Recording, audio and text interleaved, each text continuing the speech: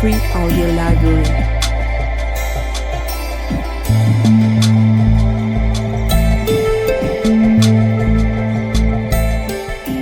Yeah, thank you, viewers. Welcome to another episode on Youth Empowerment Platform. Today, I meet a very hardworking young individual, very passionate young individual, who is venturing into education, and at the same time, he is on fishing. Without wasting time, I will give the floor to the young individual to introduce himself and tell us who he is and what he represents. Thank you. All right. Thank you, Mohamed Sane, the youth for Bekamono. I am really glad that you came here today to see what the youths are doing. And yes, I go by the name Dominic Sana, but in this village I am popularly known as Carlos. Yes, so I do fishing as a secondary occupation, and I've been doing this since I was young. So for now, I think we are well experienced because our dad usually bring us to the river till date, and we fish with him, and we are able to gain experience too. Yeah. Wow, that's amazing. That's something very, very important, as you made mention of. That shows that you have been doing fishing since childhood. And then my other question is, what inspired you to engage in fishing activity? And then you are also pursuing your educational career. What inspired you? Well, for fishing, I would say nothing inspired me, because this was something that was introduced to us since we were young. Our father, as I said, usually bring us to the river. But then we don't even know anything about river. We don't understand anything. Yeah, so he keeps bringing us to the river, and now we are used to it. Now we have grown a little bit old, so it becomes something that is part of us. Yeah, sometimes when I sit at home, I would say, I'll tell my brothers, why not today we go for fishing? At least we can bring something for the family. Yes, as you said, on the part of education, it's not easy. It's not easy, because I would say I am paying for myself. I'm paying for myself, and it has been so difficult for me going for classes, also thinking about fishing where I can gain a little money to help myself in my education.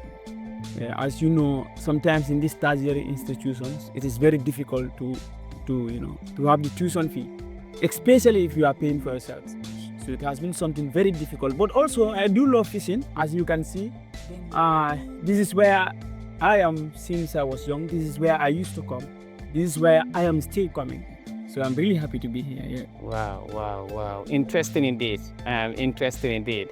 Now, the other question I want to ask you is, because it is indeed challenging for you to be fishing, engage in fishing activity, and at the same time you are a teacher, and at the same time you are also pursuing your undergraduate program at the University of the Gambia.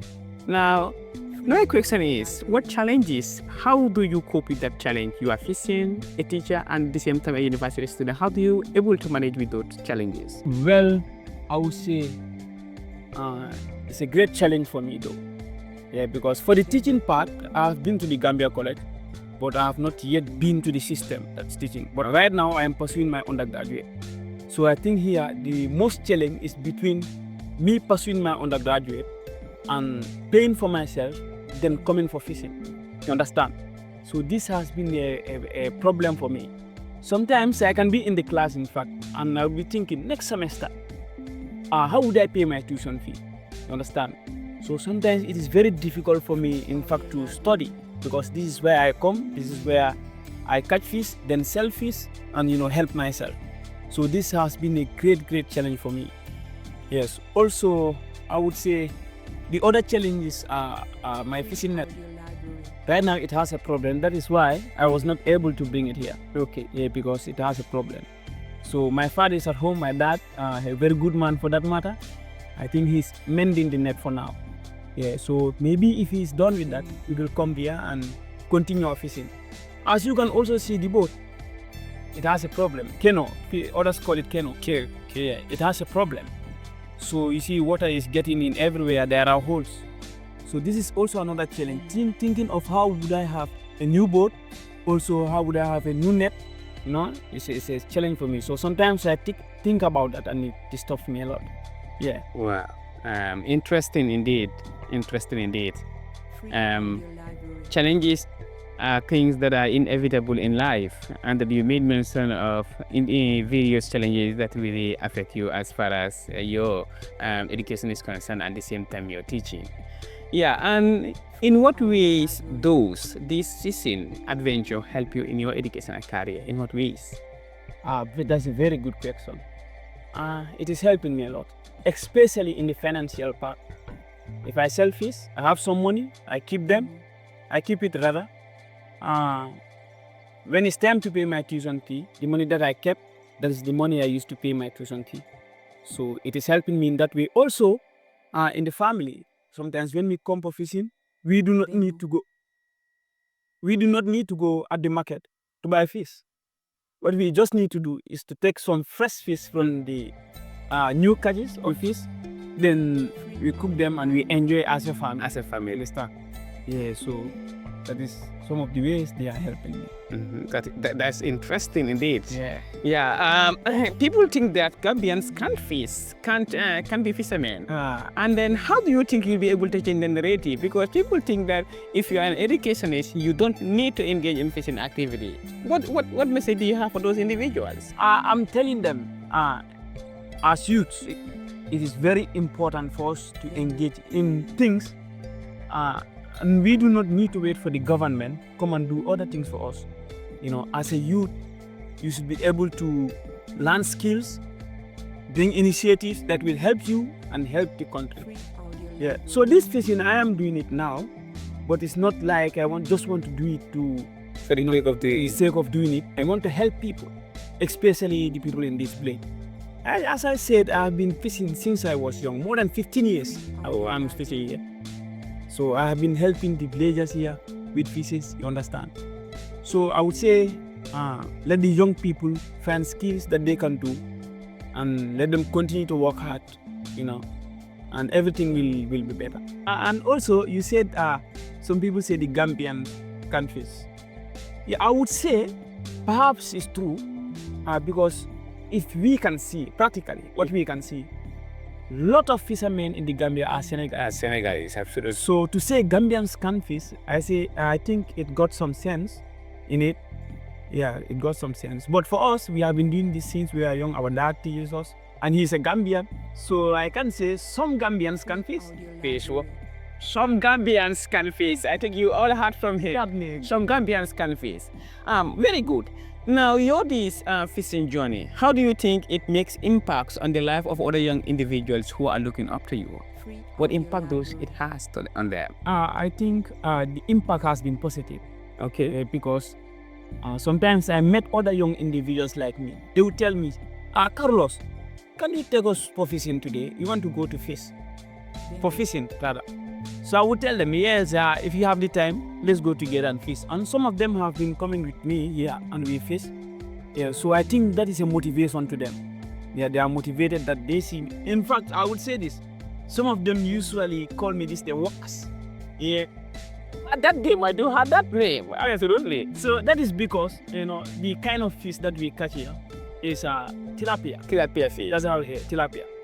So that is why they call me was, because every time I'm here in the river fishing, so they try to. But those things, they should not drag you back. They should motivate you because you are doing something that you are associated with. Understand? So I think many people are inspired.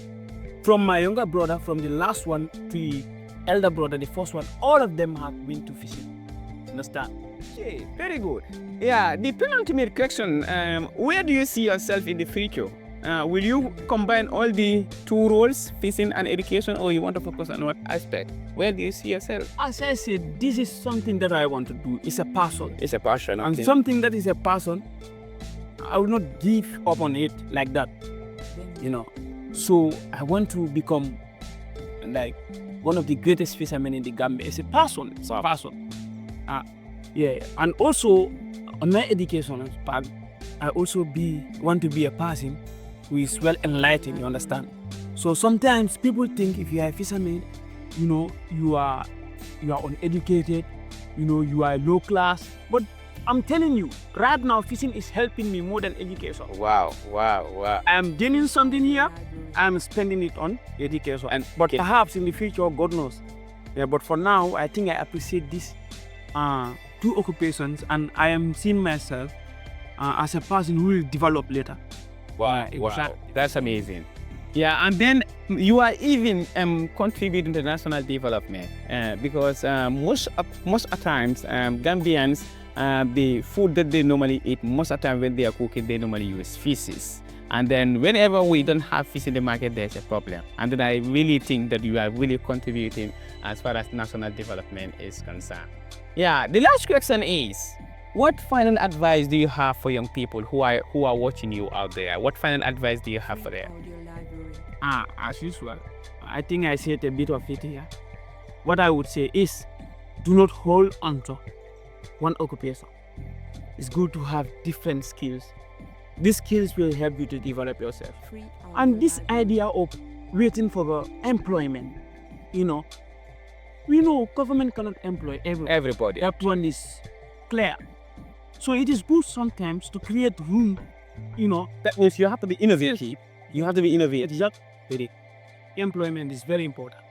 And this fishing, in fact, you can employ many people. As you can see, there's a boat there, and 3 to 4 people are working there. Oh. Understand? So maybe one person owns the boat, and he employed the other people to work there. Exactly. Wow. So this is what I have for them, that they should try and be focused when they are young. This is the time that you are most energetic. This is the time that you need to do things that are, that will perhaps become in your life in the future. Yeah, a better start can be a better end. Again, a better start can be what?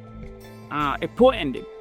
The most important thing is to be consistent and to pray that God help us to help us. Exactly. Yeah. So you out there, please do well.